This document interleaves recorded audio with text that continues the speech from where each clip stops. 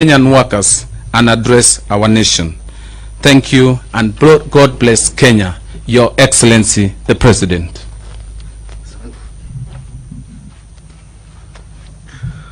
Thank you, Waziri. Please be seated. Thank you very much.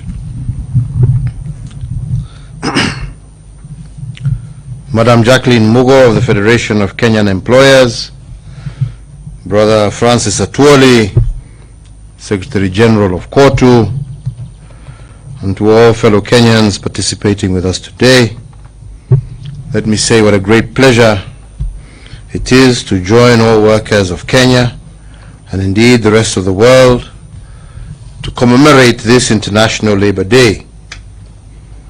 On this day, we come together to celebrate our workers as creators and makers of things and to recognize the best efforts of their labor, from factory to factory, from field to field, from office to office. The labor of their hands has without doubt transformed our country from year to year and without doubt from generation to generation. It is a fact that without labor there can be no prosperity. As one philosopher noted, labor is what brings the difference to everything. Evidently, and without a doubt, labor is the game changer of all progress. And that is why today we celebrate the fruits of our labor with thanksgiving in our hearts, and indeed, as instructed by our national anthem. Fellow Kenyans, when I addressed you on this occasion last year, and my friend Brother Atwoli will remember, the first wave of the COVID-19 had just hit our country. Little did we know at that time that 1 year later we would be celebrating Labor Day under the third wave of this virus. 14 months later, after our first COVID case was reported, our economy has slowed down. Without doubt, our informal sector has shrunk. And in the hospitality sector, some enterprises have literally closed. Similarly, the cogs in the manufacturing sector have stopped turning as fast as they did. And indeed, it is not lost on me that the people most affected by these unfortunate events are the workers of our country. But in these unprecedented times, and unprecedented not only in Kenya, but globally as well, Kenyans have a way of intuitively pulling together and coming up with innovations and building resilience. Indeed, our founding fathers ingrained our national motto of Harambee, or pulling together, into our national psyche, and I am particularly grateful to the labor movement led by Brother Atwoli for keeping the spirit of Harambee alive during the COVID crisis. The labor movement in Kenya has not only pulled together the workers during the dark moments of this pandemic, it has also been a robust co-worker with government in trying to contain the crisis. And this is because it is during moments of crisis like COVID that those who suffer the most are workers, women, and children. This ability to step in and fill the gap during times of crisis is not something that is new to the labor movement here in Kenya. We have heard that when the colonizers banned all political parties in the mid-1950s, creating a crisis of political expression, the labor movement in Kenya stepped in and continued with the struggle for our independence. It became the funnel for political agitation, and when the leaders of the independence movement were detained during the emergency period, the trade unionists quickly stepped in and held fort until they were released. Undeniably, it was on the tide created by these acts of selflessness that some of our founding fathers arose. These included Tom Mboya, Clement Lubembe, Arthur Achuodo, Dennis Akumu, Martin Shikuku, Markham Singh, Fred Kubai, Bildad Kagia, and J.D. Kali, amongst many others. However, the effort by our labor movement to offer leadership and pull together the country in times of crisis did not stop in the 1950s. Many may recall that during the post-election violence of 2008, our labor movement was the first one to begin mediation efforts between warring divides. Indeed, their efforts to resolve the crisis had been recorded way before the arrival of the first international mediator. This uncelebrated role of the labor movement in Kenya must be put on record, more so their ability to act swiftly in times of crisis, and for that, as a country, we are grateful. Asante sana. Fellow Kenyans, I have submitted in the past indicating that a crisis like the COVID-19 pandemic represents also threats, but it also represents opportunity. Some get paralyzed by the hurdles, and they, unfortunately, end up doing nothing but complain. But those who see opportunity in the face of challenges also produce innovations. And because there are no workers without industry, I would like to take mention of two innovative industries during the past 14 months of COVID. The first one is Hela Clothing Limited. When the COVID pandemic hit our country, this EPZ company quickly discovered the opportunity and switched to the production of PPEs and face masks. By rejecting paralysis and embracing innovation, this company saved over 300 workers from joblessness.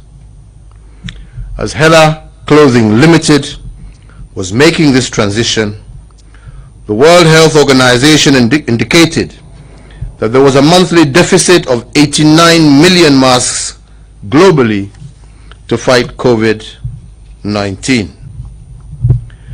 Faced with this opportunity, Hela was swift to produce 10 million masks during the months of April and May. This meant that a single factory in Kenya manufactured 1 out of 18 masks globally to close the World Health Organization deficit. The second industry I'd like to mention is Bedi Investments, a Kenyan apparel company based in Nakuru, where the COVID pandemic hit.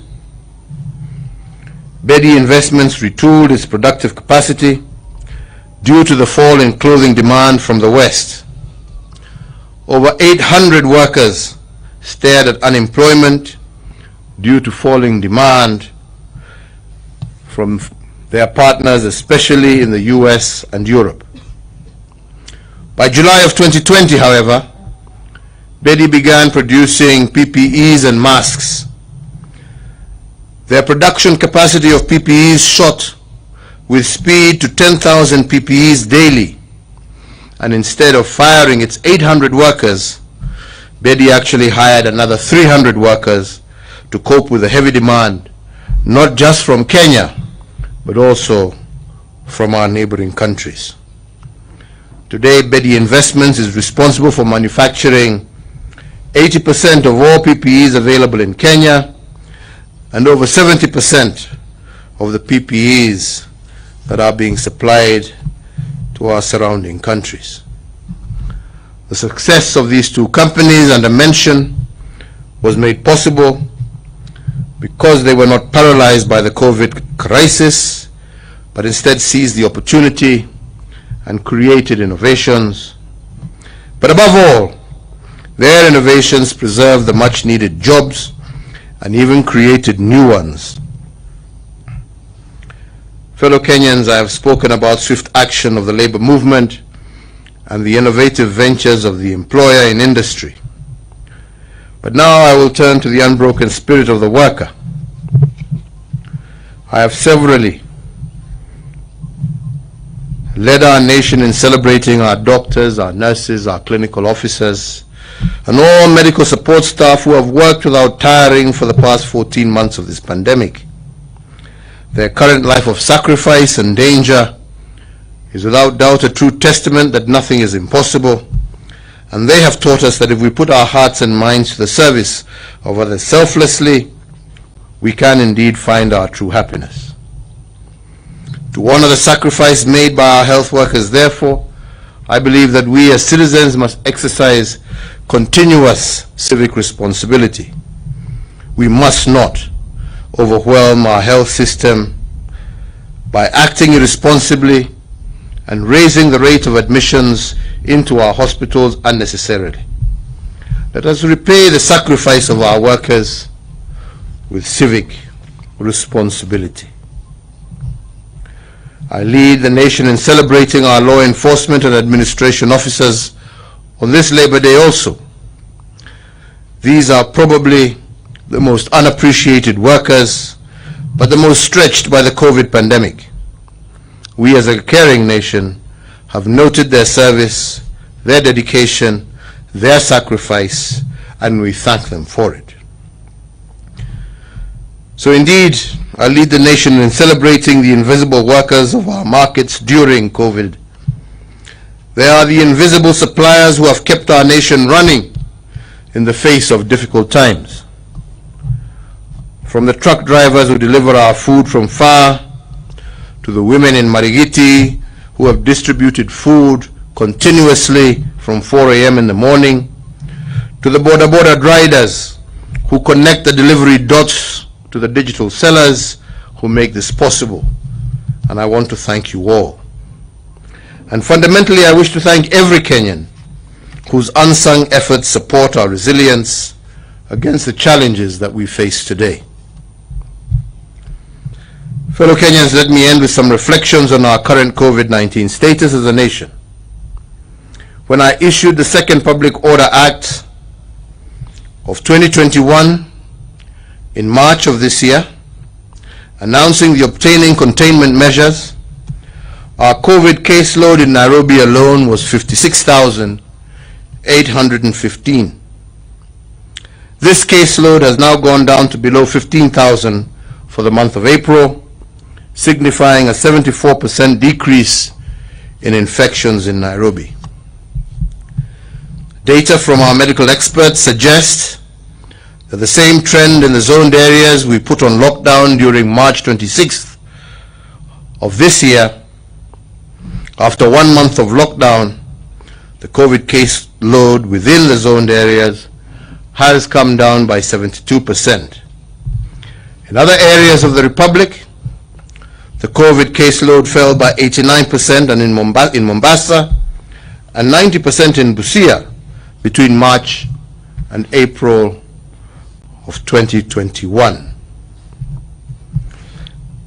Given expert advice that we have received and on counsel of the National Security Council, as well as the National Emergency Response Committee on COVID-19, I therefore on this day issue Public Order Number 3 of 2021 as follows. That one, with regard to the zoned areas comprising of the counties of Nairobi, Machakos, Kiambu, Kajiado, and Nakuru, it is directed that the cessation of movement into and out of the zoned areas be and is hereby lifted.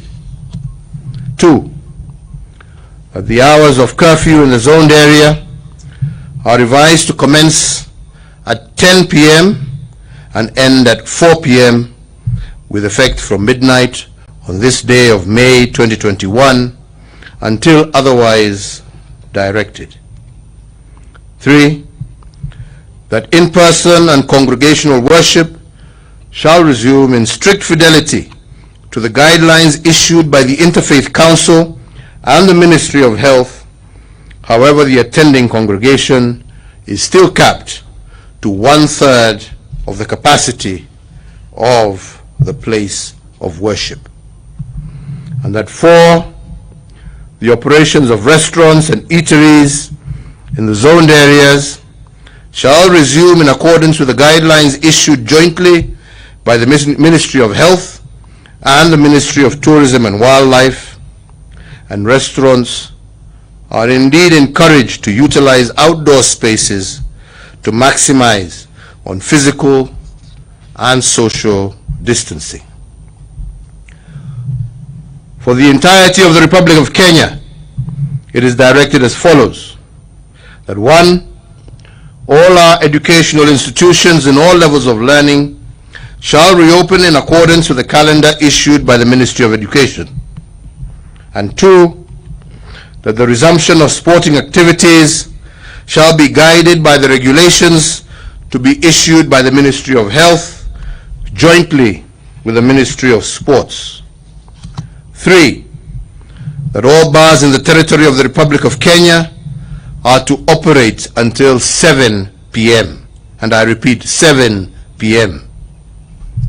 4, all employers and enterprises are encouraged to allow their workers to work from home, with the exception being with respect to employees working in critical or essential services that cannot be delivered remotely.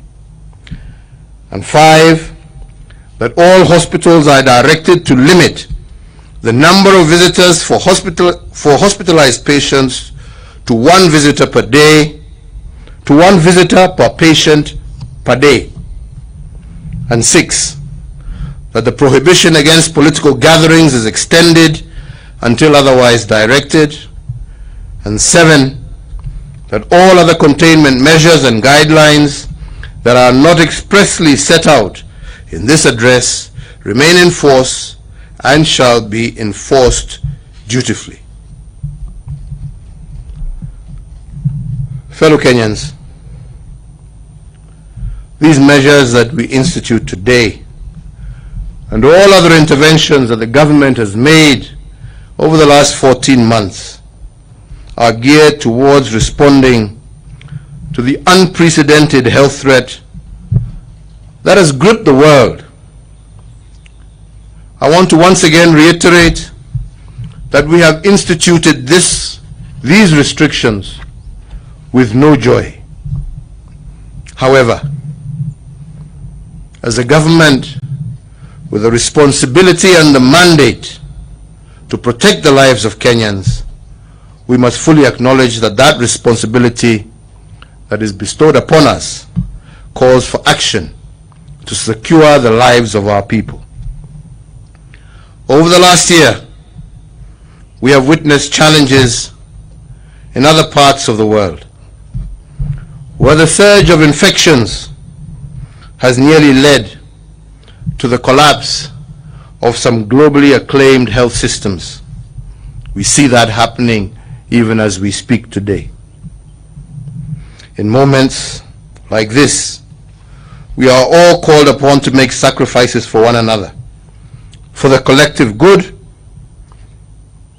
It is never, and I repeat again, never the intent of government to make life difficult or unbearable for any of our citizens. Finally, as we prepare for the reopening of schools, let me emphasize again that our staying power in the fight against this pandemic is our greatest arsenal. I say so because if public responsiveness to health protocols goes up, then the possibility of further de-escalating the containment measures is within reach.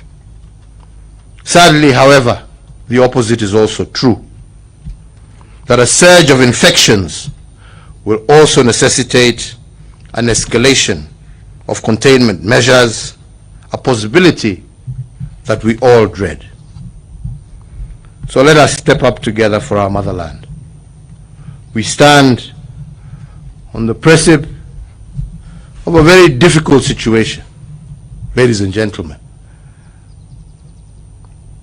And it pays nothing to politicize or to sensationalize it. It is your life and the life of 50 million Kenyans that we are talking about here. If we partner and work together, we can maintain both the health and lives of our people as well as our economy. But if we fail to play our role, our individual role, like I said, like it or hate it, my responsibility is to protect life first. We shall and we will do everything that is necessary to prevent what we have seen happen in other countries happen in our country. So ladies and gentlemen, please be honorable, distinguished, and patriotic citizens of your land. Tell your fellow Kenyans. Teach your fellow Kenyans. Nobody enjoys the situation that we are in. But if, and I repeat again, if we are not able, because of our selfishness, individually, to maintain a situation where we are able to protect both life and economy, then like I said, we have no choice but to protect that which we are fundamentally bound to protect under the Constitution, and that is life. So we shall escalate, but we can de-escalate if we work together as Kenyans and we are able to continue life as normally as possible, while at the same time protecting each other from the kind of dangers that we have seen happen in countries that are much more advanced than we are. So ladies and gentlemen, let us step together for our motherland, step up for our families, step up for our neighbors, and for our beloved nation, Kenya. Fellow Kenyans, I conclude my address to you with a reflection from the third stanza of our national anthem. May the glory of Kenya and the fruits of our labor fill every heart with thanksgiving this Labor Day. There is no doubt, without labor, as I said before, there is no prosperity. Labor remains the game changer of all progress, and we must therefore celebrate our workers as creators and makers of things during COVID, but also during good times. I wish you all a happy Labor Day, one full of thanksgiving for the fruits of your labor to the nation this year. Happy Labor Day. Stay safe. Stay home where possible. God bless you all, and may God bless Kenya. Asanteni sana. Asante sana Mheshimiwa Rais. Nitaomba sote sasa tusimame kwa heshima ili tuweze kumaliza maadhimisho yetu kwa wimbo wa taifa.